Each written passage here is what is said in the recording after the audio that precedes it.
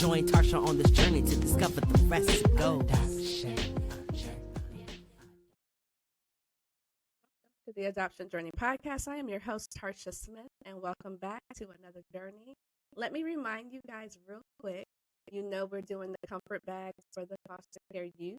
So please, please, please go to either the Adoption Journey podcast or the Black Adoptees Meetup Instagram page and click the link in the bio to purchase from our wish list so that we can provide these duffel bags and the comfort bags and everything for the foster kids, and they'll be delivered on December 12th. So don't forget to go do that. And then don't forget to like, share, subscribe, do all of it. All right, enough of that. We have a fellow adoptee in the building. Hello, Ayden. Hi, I'm very happy to be here. I'm so glad that you're here. And I love to dive right in. And I know you just told me that you always knew that you were adopted. There was no hiding. Yeah, no, you're absolutely right. It was impossible for my parents to hide it because my parents are Caucasian. So it's kind of there's no lying about that Okay. I don't look like my parents. Okay, so start from the beginning. What do you know about your very beginning? Yeah, so on October 28th, 2002, I was born, and a few hours after birth, I was abandoned in China at a train station, and the police found me with my umbilical cord still attached. And then I was sent to an orphanage where I spent the first year of my life before my amazing and loving parents flew halfway across the world to get me and bring me home to my two older brothers in Pennsylvania. Okay, I'm going to go back just a little bit. The umbilical cord still attached is crazy. So Yeah. when you, as the person that this happened to, like when you hear that, like how old were you when they told you those details? I've known those details for as long as I remember because it's such an important part of me and my story and growing up because like I said earlier, there was no hiding that I was adopted. My parents were very open in my adoption. They were very communicative about what they went through, about having to deal with me and with other people and the resources that they tried to get. Obviously, I didn't always comprehend it like I do today. Sure. Because I was a little kid, but yeah, there was no hiding it. Okay, so walk me through. So they come and get you at a year old from the orphanage. Did your parents ever talk to you about their experience and what even made them come to China to adopt a child? Did they come to just adopt a child, or did they come to adopt you, or what do you know? Yeah, so my parents really wanted a girl and they had two boys already, and it was either they could try again and hope they got a girl, or they could go to China and get me. And they had known somebody personally who had been positively impacted by Chinese adoption, and they decided, okay, this is what we're gonna do. So about a year and a half before I was even born, they started the adoption process, and for them it went super quick. It's usually unheard of from the day they start the process to the day they were getting me, just under actually a year and a half. And they knew they were going to get me. They were sent photos, they knew my story. And it was a few weeks before my first birthday that they were flying to China to bring me home. Okay. So can you walk me through, if do you mind saying when they came back to the United States, like you can just say the state, like what state are you? I'm from Pennsylvania. It's still my home state. Yes. Okay, so you grow up in Pennsylvania, and the two boys that they have, they're biological to them, I take it, or did they adopt them as well? They're biological, correct. Okay. They are 27, almost 28, and 34, I think. Yeah. Okay. I always confuse their So age. so older than Correct. the oldest one seems to be quite a bit older. Correct. Okay. And tell me, were you the only? Oh, okay. Were you the only Chinese person in your circle, like at school, like in the classroom, like? Yes. Yeah, I was. And that was really hard for me because growing up, I lived in a predominantly, and I still live in a predominantly white and African American area, and Asian and Chinese races are not even like put on the census. So there are not a lot of people in my area that look like me. What was that like for you growing up? Like, what's some of your earliest memories? Did you feel different? Like, did you want to look different? Like, walk me through that. Yeah, so growing up, I always knew I was different. There was no denying that because I don't look like my family. I didn't look like my parents. And I always knew I was kind of the only one in my classes that I was adopted. And I mean, how do you tell a kid that they're different? You don't. It's hard for a kid. It's hard for, a young kid to kind of comprehend that they're the only one that looks like them in their family when you're looking at your classmates and their parents and they look like each other, but I didn't. So I definitely struggled with that, the sense of identity and knowing that I was different, because no little kid wants to feel or be different. Sure, sure. And okay, identity. Were you being exposed to any parts of your culture, or are you being acclimated to white culture? If you will, because that's how you Yeah. were raised. So I was being exposed to both. I always say I'm like a banana, which means I'm yellow on the outside and white on the inside. I've Thank you, never crazy. heard that before. Yeah, well, thank you, Crazy Rich Asians. Not my joke. That was a great Aquafina said movie. that. Oh Yeah. yeah, she did, didn't Yeah, and I was she? like, I cannot relate to that I relate to that so much. That's so true because I grew up like a white kid. Like, I had amazing opportunities. I was exposed to different things, but I grew up with an American family in Pennsylvania in a predominantly white community. And so I always knew I was different. To the world, I look different. I know I'm different, but growing up and not being acclimated and exposed as much to people who looked like me, I just kind of got used to it and was like, okay, this is just me. I don't always think about that I'm different, but I remember and never forget that to the world I'm different because I don't look like my Mm, family. I'm the minority in my town, but that's okay because my parents have embraced both sides of my identity. We celebrate my Gotcha Day, we celebrate Chinese New Year. So I had exposure on both sides, okay. but more so with my family and my American culture. Mm. It's so interesting that because you get that now as an adult, but growing up, I can only imagine because I, talk to people that they're one of one in their community. So I'm going to fast forward just a little bit because I'm trying to get like through your school years. And are you saying that the school years weren't difficult being different, or everybody was just kind of like, okay, here's Ayden, and this is who she is? Do you feel accepted? So the school years were actually incredibly difficult for me because I knew I was different and I was treated differently, but not just the way that I looked. It was because the way I behaved. Oh, I have really bad ADHD and anxiety, and it wasn't until a few years into elementary school that I got that diagnosis, and the right resources and the right 504 plan for me, and found and met my amazing third grade teacher turned lifelong friend that really changed my life. But I really struggled in school. I struggled with teachers understanding me, how to deal with me, how to deal with my trauma and my ADHD and anxiety, because that was 15 years ago. We don't have nearly the resources we had um hmm, excuse me, we don't have the resources today that we had when I was a kid growing up when I needed them. no, I understand that. I teach psychology, so I understand exactly what you're saying. Do you think that you said something that just caught my ear? You said they didn't know how to deal with my trauma. Do you even think they knew that you had trauma? Like, people hear that story that you just told, that, you know, what how your beginnings, but a lot of people, especially when they're not adopted, do not correlate that with you having had trauma because in their mind, you were so young, you don't remember.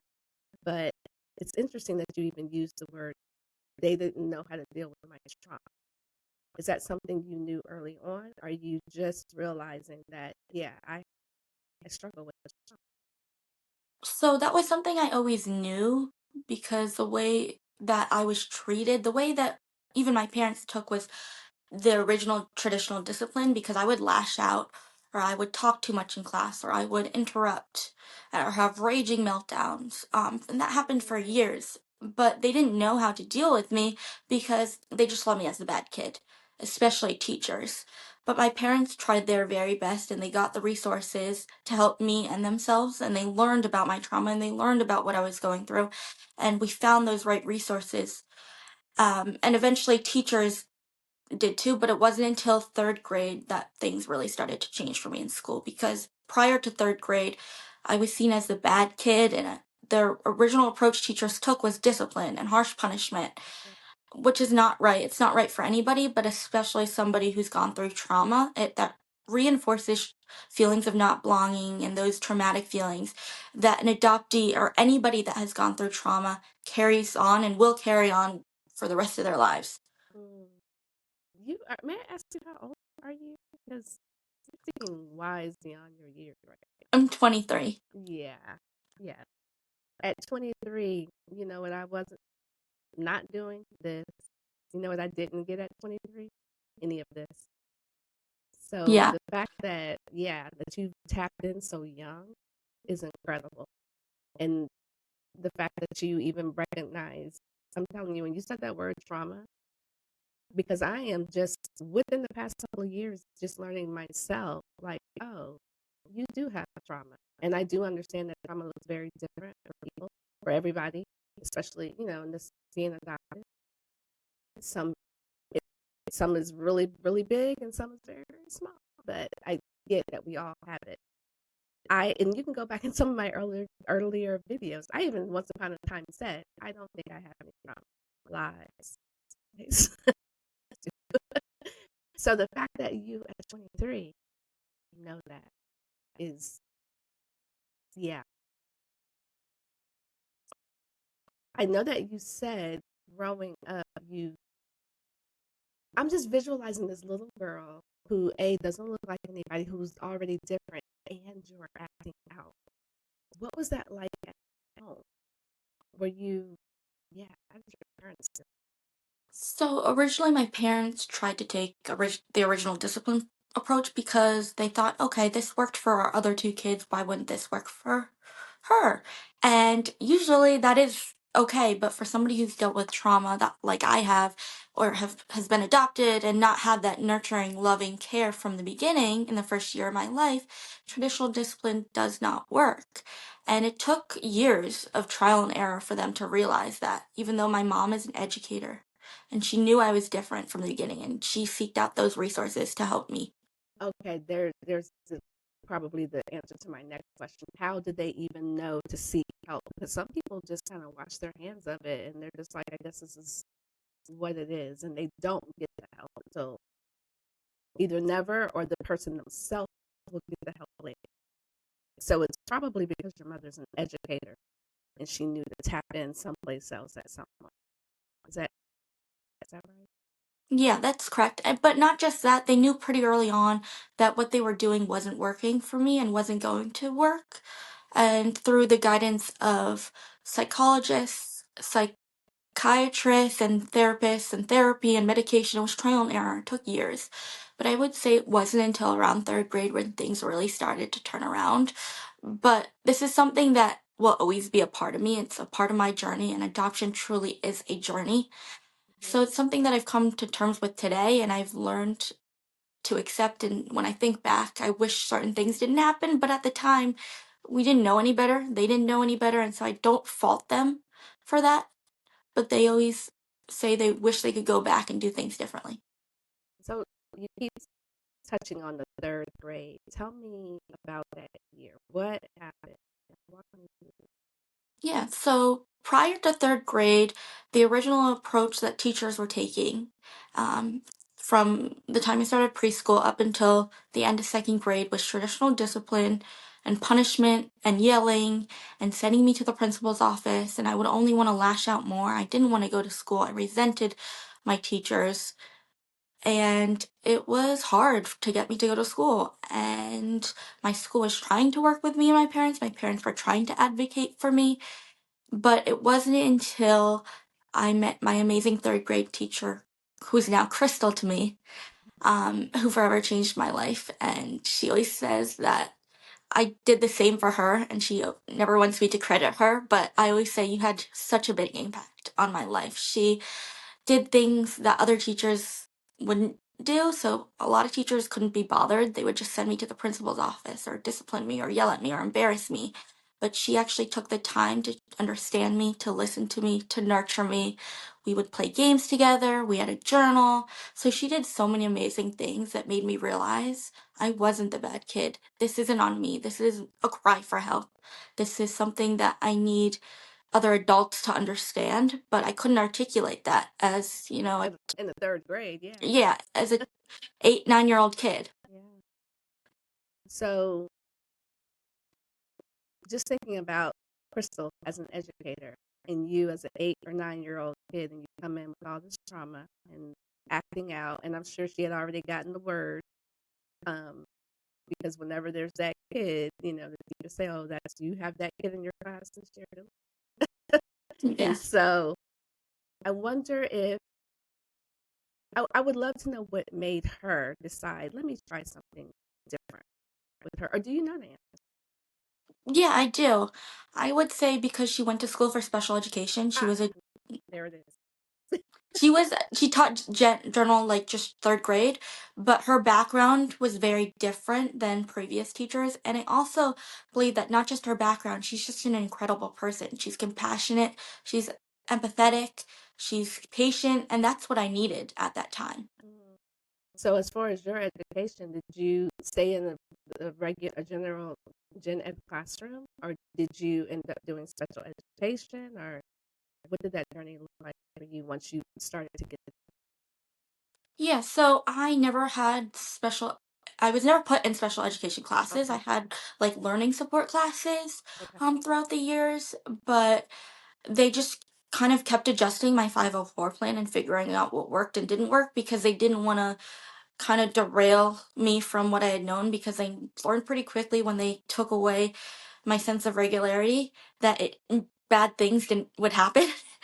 And um through that, I continued in the public school education system up until middle school. So for me, middle school would have been fifth grade. And my parents didn't want to send me to the middle school because it was so big in my area. And so they decided to send me to Catholic school from fifth to eighth grade, which looking back was not a good idea because Catholic school in my area did not have the resources that public schools do. Ooh, what was that So, like? Because I went to Catholic school too when I was a little girl. What was that like? not good for me because was the only Asian person, only adopted person. I wasn't given the resources that I could have been given had I stayed in public school, like the 504 plan, access to different learning support classes. So I actually ended up like leaving at the beginning of eighth grade because I said, I've had enough. I had all these little things that had happened within like a week span. I was being yelled at, I was being picked on by teachers, by kids. And I'm like, I can't do this anymore. So I actually stormed out of the classroom at the end and packed up my bag and said to my parents, I'm not going back. Don't force me to go back. Send me to like the local public school. And they did. They listened to me. And it I went to high school and it worked out very well in the end. Okay. So you walked out and then told your parents, we're not doing this anymore, and I'm going to the high school. Sounds like you know how, or figured out how to advocate for yourself pretty early, especially after the third grade, and you had the support, and then you didn't have the support, so you know what that support was. Talk to Yes. me. Okay, so you get through. So you went on to the high school. So I imagine, what were the high school years like? Were they better now that you had the support? Yeah. Well, the high school I went to was ginormous. They're actually rebuilding a new high school and they're tearing out the old one because it's so big. I think there's around 800 people in my graduating class. Mhm. So I kind of just blended in, and it worked out very well because I wasn't different. I was just a pea in a pod, like carrying on my merry way, doing very well, knowing that I had resources, knowing that like I was able to go to the guidance office when I wanted to, or able to like ask somebody for help. But I will say I did have a very difficult day in junior year of high school because I had a difficult few days, and I had a teacher who actually wanted me to, we were in science class, and he wanted me to light this little burner. And I didn't want to because I didn't like those little lighters that you flick on because I'm always afraid I'm going to burn myself. Hmm. And so he grabbed my hand and he said, "I'm not leaving until you light this." And at that point, even before he grabbed my hand, the entire class is looking and like kind of shocked that he's doing what he's doing. And I'm shocked and I say, "I'm not doing that. That's like giving me anxiety." I said no. I handed it back to him. I said no. And he said, "I don't care. So what? Over half your generation suffers from anxiety. I'm not leaving until you do this." And I was just in total shock. I was crying. The entire class was looking at him in like absolute dismay because they were so shocked that he said what he said. And I ran out of the room crying because it just brought me right back to years prior where people didn't understand me, but I couldn't articulate what I needed. Now at almost 18 years old, I can. And as I'm running out of the class, he's saying to me, "Oh my God, she's going to the guidance office to tell on me." And that just made me realize that not everybody will understand me, not everybody will get me. And so I wrote out my story and I sent it to him. And it was a little bit eye opening for him. And it was in February that I had this Well, class. hold on, I have to ask you, what made you write out your story and send it? What made you do that? That experience. The fact that you said, you know what, I'm going to write this out, and because most kids would have just been done with it. So the fact that you were like, I'm going to write this story out, so Yeah. maybe he can understand. Yeah. So I Very wrote. big of you. Mhm. So I wrote it all out and I sent it to him. The original story was like 10 pages. I actually did it in like that day during my free time in my study hall. And I had a really long talk with him after, and he apologized, but I still felt like he didn't understand or get me. And I kind of realized throughout the years of knowing him and seeing him in public that he probably won't, and that's okay. But in that moment, at least he apologized and realized what he did was not right for anybody. So you have it between being adopted and your mental health is what I'm hearing, and you've had to figure out a way to deal with both and find the resources. And you're so young to have already just embarked on the journey of knowing how to advocate for yourself. At this point, you know what you need and those resources. So that is huge. I want to ask you, do you know anything about your birth? No, I don't. And I don't think I ever will. It's so difficult because the Chinese adoption system, which no longer exists because the government took that away, is so much different than the US because the one child policy existed when I was born. They would keep the boys and they would often abandon baby girls. And so orphanages were just overcrowded with baby girls for a few decades. Okay. Up until 2016 when they changed that law and said, "Okay, we realize we kind of screwed ourselves over. So we're going to allow you to have 2 kids and then 3 kids, but we'll pay you too because we're that desperate." Because China's population is aging and there Mm-hmm. aren't enough girls for the population of guys. But because I was adopted, there's no record unless my birth family also wants to find me and I go to China and I can hire a searcher. I can go through all those hoops. But if they don't want to be found, I probably never find them. Are you interested in ever taking a DNA test? Yeah, so I have taken a DNA I test. have taken. I, I've taken a 23andMe and an Ancestry, but both of those are geared towards Americans and Canadians. So I've had nobody in Asia that I've connected with. Plus, the Chinese government actually doesn't allow 23andMe in China. Really? So the I didn't know that. Okay. mm-hmm. they block it. So they have their own. So the odds are of me finding somebody that I'm directly related to through 23andMe or Ancestry is very slim. So they have their own. So, does that mean that you could go to China and take their DNA test? That's not something I've really looked into, but I suppose that I could. I know that if you hire a searcher, which is they have different organizations you can go through who will work on trying to find your birth family, that they'll upload your results to the Chinese database.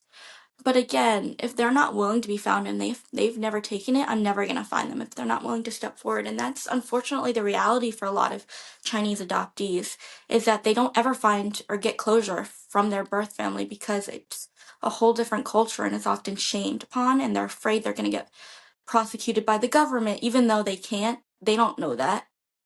They're Mm, they're afraid. that, and I know a lot of adoptees deal with this, but to me, this is kind of on another level to just know and to ultimately have to find peace with. I just am, number one, never gonna know more than what just a little bit that your parents told you, and number two, you may not ever even find anybody that you're related. Yeah, you're absolutely right. And that's something that's hard and it's taken me years to come to terms with. But because I know that that's the reality, I don't have any really other choice than to just accept it. And the other thing is, I don't even know if they're still alive. So if I were to go down that rabbit hole and they're not alive anymore, then it's just opening up a can of worms that I'll probably never close. Mm. I think for me, I hear you on that, but also, and again, I know you're dealing with a total different system, and I'm just speaking hypothetically. What if you were to find this a relative? Like, what if you took that test? Yeah, so that would be amazing because I would really want to find somebody who looks like me because I know And, obviously that they have to look like me. But I've never had that. So but there's so many barriers that would prevent that from happening and have, not just the fact that they're halfway across the world if they're still alive, but also because they probably don't speak English. They probably speak fluent Chinese and that's it. Because most people in China don't speak English, mhm, especially in little tiny remote for villages. sure. So when I took that DNA test, I finally got closure on, my heritage and my ancestry. Of like I kind of knew I was probably Chinese, but I didn't know for certain. So it confirmed that I was Chinese and I also have a little bit of Vietnamese in me. But it also allowed me to connect with other adoptees, like distant cousins. So that to me is like my closure and probably the most closure I'm gonna get in that on that topic. What do you mean by you didn't know if you were Chinese? I mean, odds are I was Chinese, but I could have been from another country. Like I was found in China, but it was near a train station that ran through Vietnam. Ah, So okay. it was possible that somebody hopped on a train from Vietnam and dropped me off in China and then went back. Oh, okay. Never even considered that.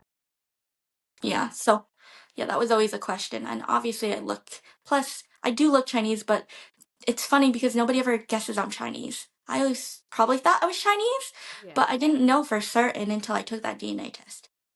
So, have you taken the time to, especially now as an adult, are you interested in learning the language, or have you gone down that road? Yeah, so I did attempt to take Chinese in like preschool and elementary school, but it's a very hard language to learn. And I never really wanted to be onto that because I tried to and it didn't work out very well. Because I think it's one of those languages, unless you're truly invested in learning and becoming fluent, you usually don't get very far unless you were exposed to it your entire life growing up, and I wasn't. So I know that it would be a lot of time and effort to learn that. And that goes for any language, but especially any of the Asian languages because they have a different alphabet and it's so much different than English. What about different foods and cuisines? Do you cook any of those or, things that you enjoy that are from your culture? Yeah, I absolutely do. We've made dumplings before. We've done different like stir fries, but it's interesting because the Chinese food here in Chinese restaurants is Americanized. It's not like what you would find in China. It's not even close. It's Yeah. geared towards and catered towards Americans. Yeah.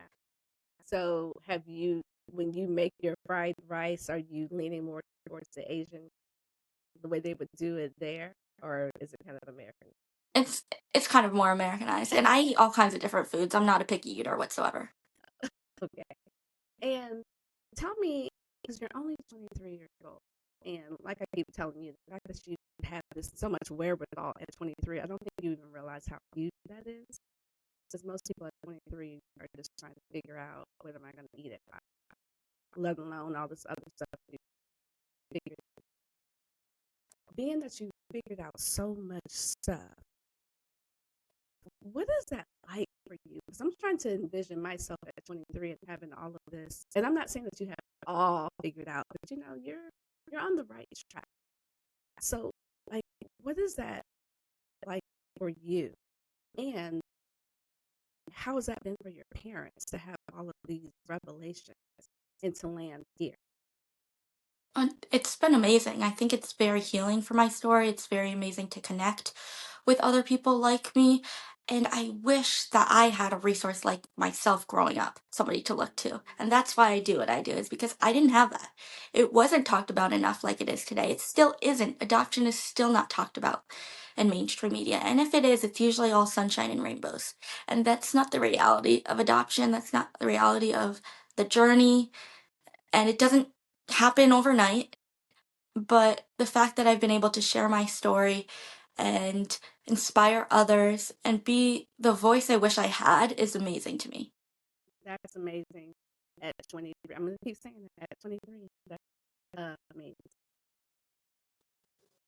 for you to say, I wish I had. And even before we started recording, remember I said, whatever you say is going to be for somebody. Is there somebody listening? And they may have a very similar beginning to you, a very similar story to you, and you're their person, you're their resource. Um, I know your siblings are older. Was there any difference in how they were treated versus how you were treated outside of the behavior issue? But just Yes, I mean, I feel like growing up, they probably got some major jealousy and like, why is she being treated like that when I was never treated like that? Because I'm like daddy's little girl, I'm the baby. So I still live at home because it's expensive to live on your own. yes, it is. And I felt like maybe they had to have grown up a little bit quicker. And I mean, I never really dove deep into that, but because, you know, my brother was alone and an only child for the first 8 years, 5 years, for a few years, he was like It, spoiled. Yeah, right? He it was was like with my parents, he was the one. And then my other brother came along, and I'm sure he felt like, darn, I lost that kind of, I'm not the center of attention anymore. mhm. And then fast forward years later, I came along, and now you have somebody in the picture that's not only different, but also a girl. And I definitely was spoiled growing up, and I think that probably led to jealousy, but for my brothers. But it was hard. It was hard for them to see my struggles. It was hard to see how my parents were dealing with it. But yeah, I definitely think that we had very different views and very different things that we got growing up and opportunities. Have you ever had that conversation with them as adults? No, not really. I mean, we've talked about certain things here and there, but no, it's never really asked that. One day you should. I I should. bet you would be surprised to find out their perspective.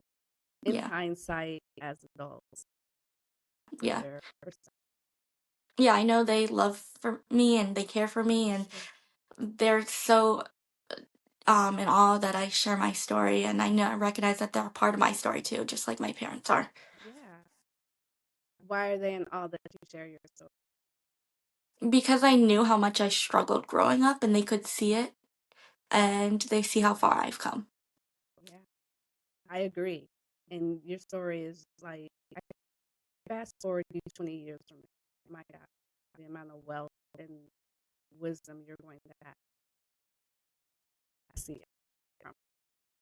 So my last question that I want to ask, or actually it's not even a question, I would like to task you with something. If you were speaking to your younger self, right, what would you tell? I would tell them that it gets better, I promise. I'm living proof. And as hard as that is to know when you're struggling, but and I didn't know that looking back. If you would have told me 5 years ago that I would be sharing my story with the world, I would have laughed.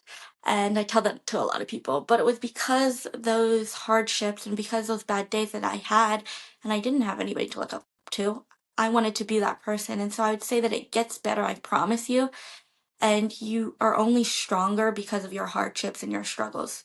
It takes a little bit of time to realize that, but it will get better. I want to thank you for coming and sharing your story, sharing your struggles, and how you dealt with it this far. And I can't wait to see what you continue to do. You're going to do some amazing things. Thank you so much for having me. I really enjoyed this. You're so welcome. Don't leave me. Give me 1 second. And on that note, bye, family. Journey, journey on, journey on. You need a pie, what they get good? Oh yeah, what is the one?